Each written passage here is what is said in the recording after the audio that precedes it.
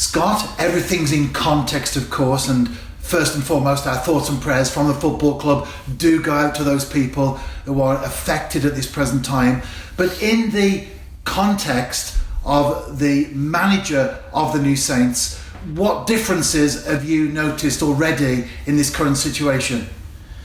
I think it's one of a bit fearful, to be fair. It's one that's been going on for a few weeks now, but I think people have been told it's more like a common cold and things like that. But I think the more you look into it, the more you hear from doctors and experts, it's a lot more serious than that. And obviously it affects people of the older generation and what have you. And we've all got family and friends of that sort of age group as well. So yes, it puts things into perspective. Don't get me wrong, football's one of the loves of my life, but when family and friends and whatever are concerned and they could be at harm, then it puts it into perspective. And as long as we can do things to make sure that they're safe and well, and I think we all need to stick together and be positive like that.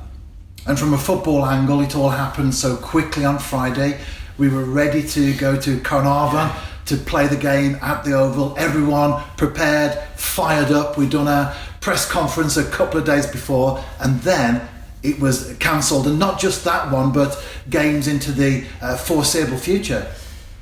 Yeah, Friday afternoon you're planning and you're still thinking about things for the evening, and you don't know what's going on. And I was just watching television and listening to the news, and then it comes up that first it was the Premier League and the EFL and things like that, and then you think, well, we'd probably follow suit. And then obviously the next conversation is, yes, the games are off until the 3rd, 4th of April or whatever. However, it looks now that when they're talking about people being in sort of self-isolation for 12 weeks, 14 weeks, that doesn't bode well for our games and whatever else. So like I've said previously, it's one we're looking after people's health and well-being and lives, and I think football does come second to everything else that's happening. We're at Parkhall now. We're in a dressing room. The players are about to train shortly. We've already spoken to Chris Marriott about a player's perspective in the context that you're training but you're not actually going to play a game. As the manager, how does that affect you in terms of planning training, working towards actually what is nothing more than just a kick around, in a sense, on the pitch without a game at the end of the week? Yeah, it is. I mean, as soon as you learn that there's going to be no games for a certain amount of period, you can work towards that.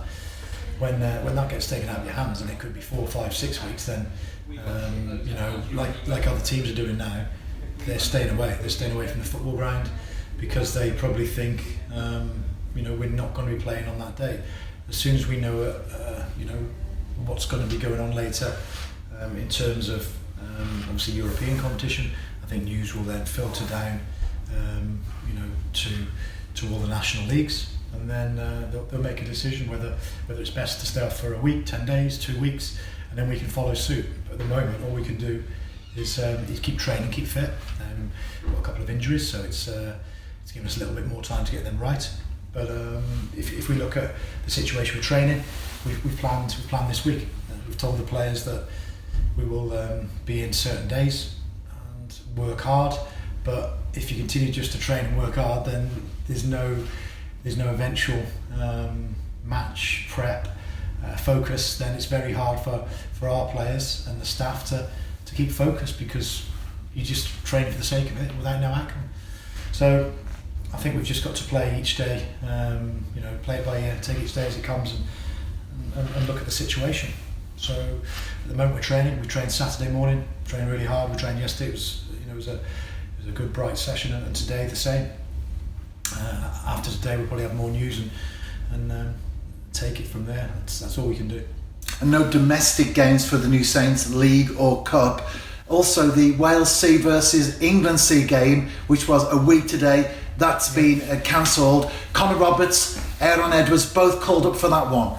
Yeah, obviously Aaron has been around with the semi-pros and 23s, and he played captain the side last year, didn't he, and did very well. Connor's obviously was looking forward to it. So it's disappointing for him.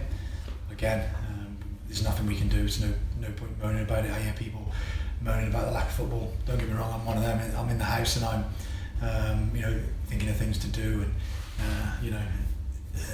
there's only so many books or there's only so many films you can read.